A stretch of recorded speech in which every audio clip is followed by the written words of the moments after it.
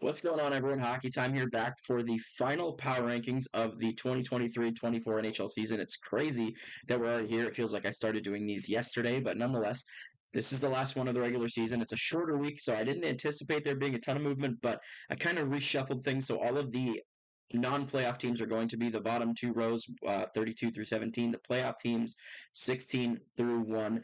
And I kind of tossed out the window all of the previous methodology with regard to like evaluating their last 10. Obviously, how they played this week, super important, but like not overly concerned about the stretches they've been on, more so how they look coming in these games. Trying to keep in mind a little bit how much they rested players. So if they went on a bad streak while resting guys, not overly concerned about that kind of thing. But nonetheless, we're going to jump right into it.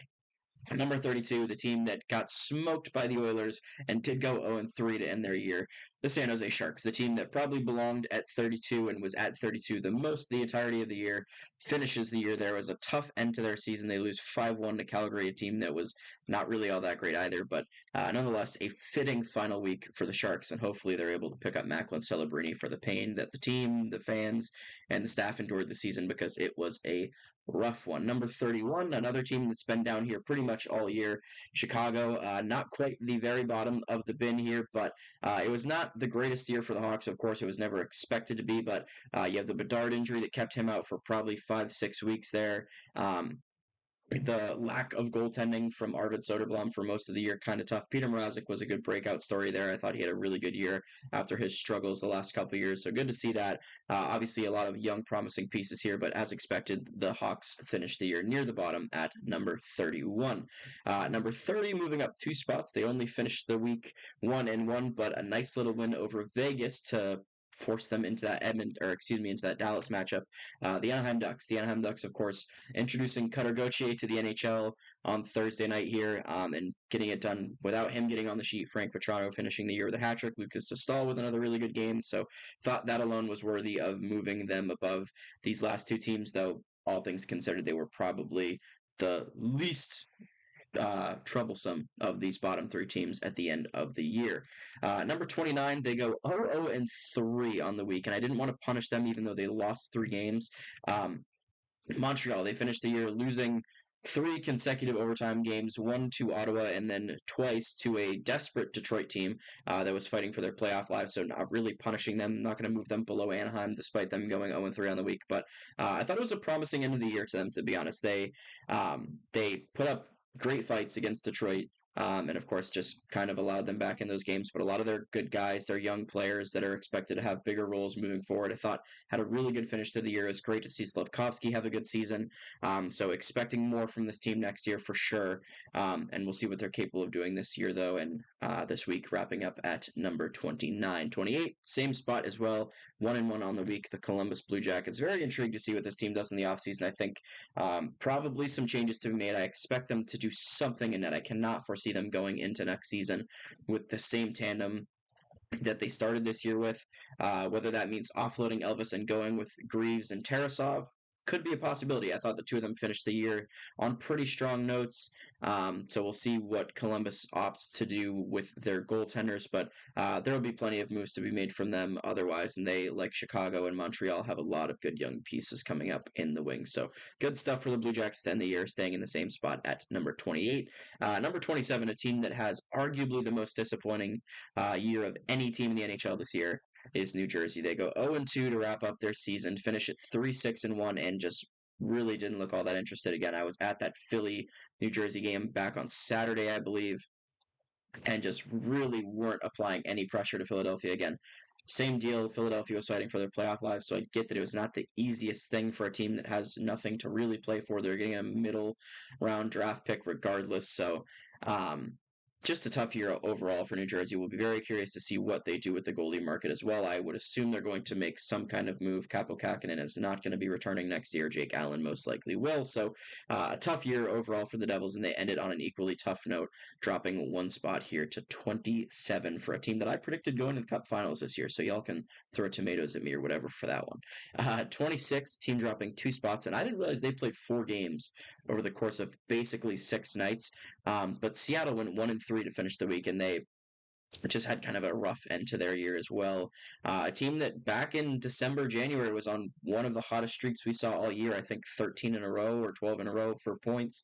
And they just were not able to hang on to it. I didn't love this team's playoff odds going into the year. I did have them in my preseason playoff prediction, but the more I looked at their roster before the year started and into the beginning of the year, it was pretty apparent that they were not going to be making it. And they, of course, finished a good ways outside the bubble there. So a rough year for Seattle. I don't know how much I anticipate them changing in the offseason, but nonetheless, it'll be very interesting to see what this team does. And of course, they have a new, somewhat proximate rival here in whatever the Utah Hockey Club, Utah HC, whatever. We're going to see what happens there. But nonetheless, not a great end to the year for Seattle. They drop a couple spots to 26 and 25, the beneficiary of these two teams dropping. The Calgary Flames. They finished the year on a good note with a 2-1 week. They went 5-5 in their last 10. Just a very inconsistent team. They went through a couple stretches where it looked like they might be able to make it, and then the trade deadline happened and the wheels completely fell off, which was kind of expected. They traded away some bigger pieces, Noah Hannafin, Chris Tanev, etc. So one of, if not the most interesting teams to track in the offseason here regarding the non-playoff teams. I would expect Jacob Markstrom to move. They still have, I believe, one or two names that are UFAs that'll probably not be returning. And they have a lot of young pieces now that are going to be looking to crack the lineup. Dustin Wolf, we'll see what he's capable of doing. Matt Coronado getting a bigger full-time role. Some interesting stuff for the Flames for sure there, and whether there's any guys still on contracts that move, of course, to be determined. So a good short-term end of the year for the Flames, rough longer-term end of the year, but they do finish up at number 25, 24. Moving up one spot as well was Ottawa. I really liked what I saw from Ottawa to end the season, to be honest. I think if they had a better start to the year, they actually very well could have been in the playoff hunt. I think they finished the year on some pretty strong notes. Guys like Shane Pinto having good finishes. Jonas Corposalo still inconsistent through the entirety of the year, but I thought as a whole looked better in the latter half than in the first half. We'll see what happens there. That contract is still pretty ugly, in my opinion, but we'll see if he can improve upon it next season. And of course, Ottawa's still a pretty young team. I think they probably have to make some moves in the offseason still. Jacob Chikrin had some interesting comments the other night in his press conference saying, like, hasn't really had contract extension talks, doesn't really know how he feels about being here longer term. So that's one name to definitely keep an eye out on with regard to the Sens. But all in all, I think there'll be more changes for them to make. It's a team that has been, on paper, expected to be a little bit closer to the playoff hunt than they have been the last two seasons. And I think they just need to find some identity. I think they're one of those teams that really lacks a true identity. So we'll see what they do in the offseason. They do jump up one spot this week, though, to number 24. 23, not moving at all. 1-1 to end the year, the Arizona Coyotes, and it was good to see them win their final game as an organization in Arizona, at least for the time being. This team, of course, moving to Utah starting next year. We'll see what that team is, what they look like, what the colors are, all that stuff, hopefully in the coming weeks and months. But hopefully they have some success in Utah. I know it's been kind of a rough ride this season and last season, especially for this Coyotes organization. So wishing them all the best. I know it's a tough time for those fans that have been cheering this team on for 28 years, I think now. So we'll see what happens for the Yotes. It was a promising end to the year for them. I thought they, of course, were in the mix in the playoffs for a while, the first maybe 2/3 of the year. And it really kind of fell off after the All-Star break for them. So a good year, I thought, by their standards, what they had on paper. Hopefully they can continue to build on that, but this year finishing off at number 23. Number 22, a team in a similar scenario to the Coyotes, though they have been in the playoff hunt much, much longer than this Coyotes team and actually fell out of it in just the last few days here. That's the Philadelphia Flyers. The Flyers in an interesting spot. They were much closer to the playoffs than I think anyone anticipated them to be this year. And of course, they run into that Carter Hart issue halfway through the year, pretty much. And Sam Ersson is expected to try to lead them to the promised land. And of course, that did not happen. So we'll see what Danny Briere and the Flyers organization does. I don't think they're going to rush to get back into that playoff mix. I don't expect them to be as good this coming year as they were this year. But we'll see. I mean, they have a lot of guys that came up, played bigger roles than they probably should have. And they have some guys that I think will probably end up being on the move. I wouldn't be surprised to see Scott Laughton move. Travis Konechny, I think, probably sticks around, but wouldn't be overly surprised to see him move either. We'll see. It'll be another very interesting offseason for Philly, whether they continue to try to play the long game or the results of the season skew the decision-making of Danny Briere into the coming months. Number 21, the final of these three teams to stay in the same spot to end the year is Buffalo. Buffalo, a pretty similar story to the Ottawa Senators. I think if they had a better start to the year, they would have found themselves much closer to the playoff mix. And frankly, they had such an impressive end of the year that they almost found themselves in the mix. They kind of fell off a bit at the very, very end, but they were in kind of that same spot that Jersey was, where they were like not mathematically eliminated, but just close enough to stay in it. So I think next year, some good building blocks for Buffalo. They, of course, get rid of Don Granato to end the season. So some interesting stuff coming for them in the offseason as well, I'm sure. But all in all, I thought a pretty promising end to the year for Buffalo. We'll see what they are able to build upon heading into the 24-25 season. Number 20, this team dropping 2 spots. They actually had a decent end to the year, but I just didn't think that they were playing as well as some of the teams above them that are just outside the playoff bubble. And that, of course, you guys can see is Minnesota. Good to see Fleury resigning for one more year. I think that was probably the right thing to do. See if he can get himself one more playoff run. And all in all, I think the injury bug just kind of hurt this team a lot. I mean, Jared Spurgeon was absent for the majority of the season, at times without a true form of Matt Boldy. And I think just a lot of young pieces on this team that they can build upon. They're still in that cap hell from the two big contracts that they are dealing with for the last, whatever it is now, 7 6 7 years. So we'll see what Minnesota does in the offseason. Guerin is not typically the kind of guy that makes really big moves, at least not other than the Fiala move.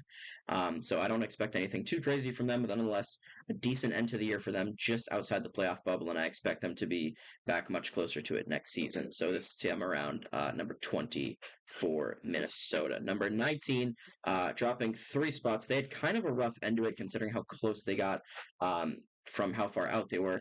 That's the Pittsburgh Penguins. They finished 1-2 on the year, 6-2-2 in their last 10. I know I'm not really considering that all too well, and I thought they actually played pretty decently in their last few games despite the losing outcomes. But all in all, just higher expectations for this team. I mean, this was a team that I think most people probably had in the playoffs before the year started with the additions of Carlson, Lars Eller, Nola Chari, just some good depth guys alongside Carlson to play with Sid, Malkin, Letang, Gensel at the time, like all these guys that were still around in Pittsburgh. And now they're in this weird spot, not even really in limbo anymore. I mean, this team is got to be the oldest team in the NHL. We found out, I think, this morning that Letang's got some health issues going on that he's getting second opinions on that are apparently pretty serious. So we'll see what happens there. But just a rough end to the season for the Penguins. They got so close, and on the second to last day, they get booted out despite all of the efforts they made in the last couple weeks. So tough end of the year for Pittsburgh. We'll see what they do in the offseason. But for now, finishing the year at 19. Number 18, another team to drop 1 spot. Frankly, nothing to do with their play. Just the way I structured this, and the one team that finished literally just outside the playoffs, I think, deserved to be above them. So St. Louis is a team, a good end of the year, finishing 1-1, taking Dallas to a shootout, was a pretty good end to their season, I thought, and I would expect them to be probably just as good next year as they were this year. We'll see whether or not they move off of a guy like Buchnevich.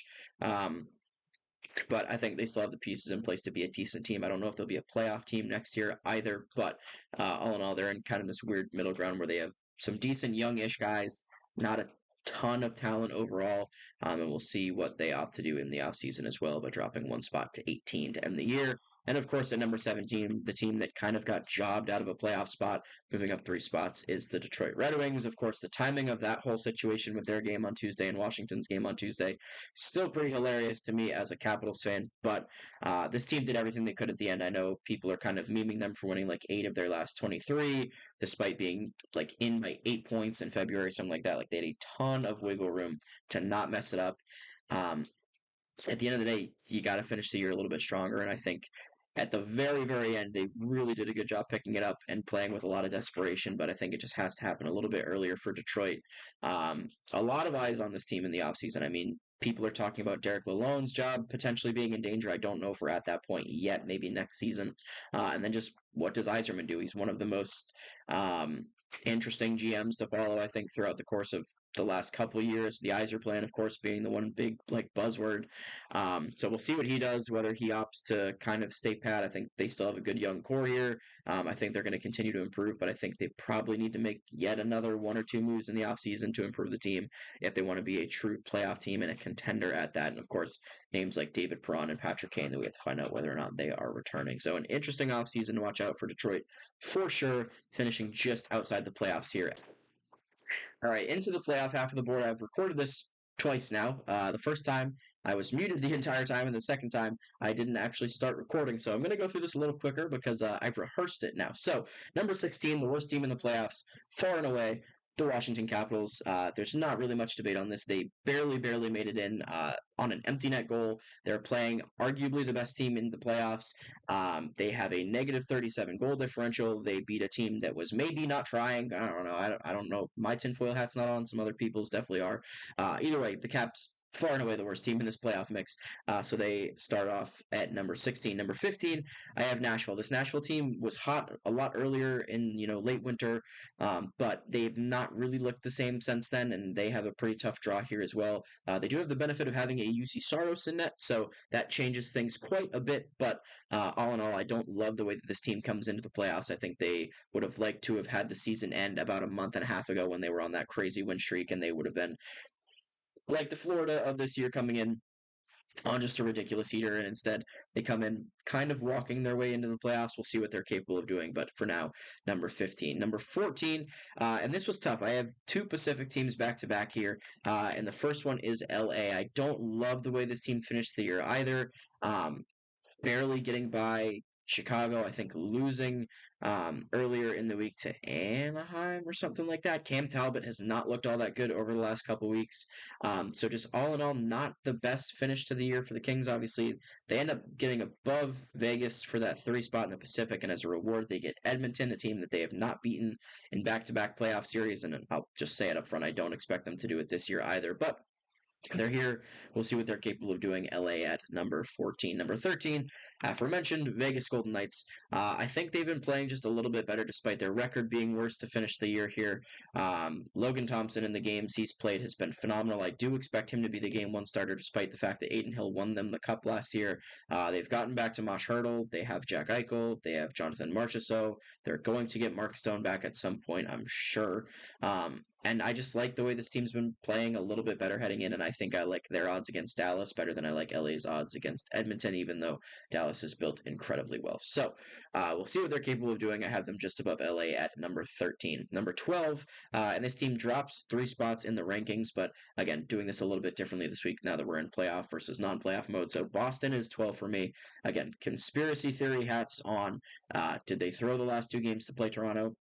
I don't entirely buy it. They were playing a Washington team that was desperately fighting for a playoff spot. 16 shots is obviously not very many whatsoever, but they're playing a team that, when they want to be good defensively, can be good defensively, the Washington Capitals. And then the Ottawa game kind of is what it is. They turned it up at the end. They were just not able to get enough by Corpusalo. So, obviously, either way, whether they were trying or not a great end to the season for Boston. So I have them dropping a bit here, but not overly concerned about this team heading into their matchup against Toronto, as historically they have not had issues with Toronto. Number 11, and this team also drops in the rankings, but I'm not overly concerned about them either. They draw a very tough matchup, though, the Tampa Bay Lightning. They finished 1-2, the one win coming over the Leafs, who were just trying to feed Matthews the puck over and over and over again. So, as much as you want to count that win, and I think this team just unlucky with the draw. I think Florida is one of the better teams in the playoffs this year. And I think they match up decently against them, and they have Vasilevsky. So if Vasilevsky turns up, maybe I'm completely ignorant in this ranking. But for now, I don't love the way Tampa finished. They were very good the last couple weeks headed in, and then just did not finish on the strongest of notes. So I have them here at number 11. Number 10, wasn't really sure what to do with this team either, but I have Vancouver at 10. I didn't love the way that they finished the last few weeks of the season, but they did finish the last 2 on a pretty solid note. And of course, they were without Thatcher Demko for the last month and some change. And he comes back on, I believe, Monday, plays against Calgary, and has a stellar game. So looking good to head into the playoffs. We'll see how they match up against this Nashville team. I think that'll be one of the more interesting series. That's not one that's getting talked about a ton, but I think there's a very good chance that goes 7 and is a goalie battle all the way through. Number 9, another Atlantic Division team. They didn't finish the year on a great note, but they finished the year trying to feed their 69 goal scorer the puck a million times so he could hit 70. He doesn't. They lose all 3 of those final 3 games. But again, I don't think they were playing true Toronto Maple Leafs hockey in any of those 3. I'm not a Leafs fan. I don't like the Leafs, but I can see with my own 2 eyes what was trying to occur those entire games. And I think assuming they go back to playing Maple Leafs hockey in the first round, should be okay. If they can't get back into their rhythm of playing the way they played for 79 of the 82 games this year, it'll be a very different story, and there will be a lot of conversations about why Matthews was not just sat the last couple of games to let him rest. But moving into this, I do like the way they played leading up to the playoffs a little bit better than the teams before them. A lot of it, again, depends on just if they can get their rhythm back. If they can't, it's going to be a very, very tough series against a very good Boston team. But for now, I do have them slightly over Boston at number 9. Into this last row here, number 8, I didn't really know what to do with this team either. Not the greatest end to the year, and of course they get whooped by the team that they're playing in the first round. That's the Avalanche. They do finish their final game on a good note, beating up on the Oilers, but again, earlier in the week, 7-0 loss to the team that they will be traveling to in Game 1 in Winnipeg. So an interesting end to the year. This team has all the pieces. Georgiev, when he's on his game, can be very, very good. They have McKinnon, Rantanen, Makar, Taves, like the list goes on. This team is still very, very deep, but it's going to come down to goaltending. I mean, you have Connor Hellebuck on the other end of the ice for these guys. If Georgiev is not on his game, they need to call upon Annunen, I think. Annunen's been the better of the two goalies to finish the year, but they're obviously not going to go to him in Game 1 unless something incredibly bad happens to Alex Georgiev. So we'll see if Georgie can hold the fort down. If not, we'll see what Annunen's capable of in some playoff games. I'm sure he will see the ice at some point. This Jets team is very high powering. And I don't see him making it through all probably 7 games without getting pulled at some point. So we'll see what the Avs can do. For this week, though, I have them at 8 to end the regular season. Number 7, and this team drops a couple spots as well. I didn't realize how poor of an end to the year they had, but Edmonton finishes on kind of a dull note. They get slapped around by Colorado. They beat the crap out of the Sharks, but just 1-3 in their last couple games, and only 4-2 in their last 10. So not the greatest finish. That does not mean I'm worried about this team. They get a decent matchup for them, I think, in LA. They've beaten this team in the first round 2 years in a row. Again, I expect them to make it 3. I think this is one of those years where we see McDavid and Draisaitl really put the foot down. We're a year away from Draisaitl's contract being out. McDavid is not getting any younger. This core is built better defensively than they have been in years past. Stuart Skinner looks pretty solid to end the year. It's going to, similarly to the Avs, come down to whether or not he can play well consistently in the playoffs. He had a little bit of trouble with that last year, but if that is the case, this team is more than capable of going on a deep run. And despite the fact that they went 1-3, I don't hate this team coming into the playoffs whatsoever. Number 6, one of the hottest teams coming into the playoffs. No issues with these guys, the New York Islanders. They finished 2-1, 8-2, or 8-1, excuse me, in their last 10. And they kind of give me the Florida Panthers of this year vibes. So I don't think they're making it past the first round, frankly. I think the Carolina Hurricanes are too good. But probably the second hottest team coming into the playoffs. They've done everything they needed to make sure they got in. They didn't have to stress on the last couple of days of the season. Really, they took care of New Jersey, I thought, pretty handily. And now they're here. We'll see what they can do. Again, this Carolina roster is very well put together. They're a very deep team, but the Islanders know how to lock it down when they need to. So it'll be a very interesting series, but just because of how well they've been playing, I could not avoid putting this team in the top row. They've been phenomenal over the last 3-4 weeks. Number 5, another team moving up a handful of spots. Not as hot as the Islanders coming in, but I can't have the Islanders above the Panthers, man. I just can't do it. The Panthers are one of, again, the better built teams of the playoffs. They're built for the playoffs. They're built heavy. They are not afraid to throw their weight around. They have plenty of guys that are willing to do it. The goaltending's great. The defense is great. Tampa's going to have a very hard time winning the series. It's going to be a good one.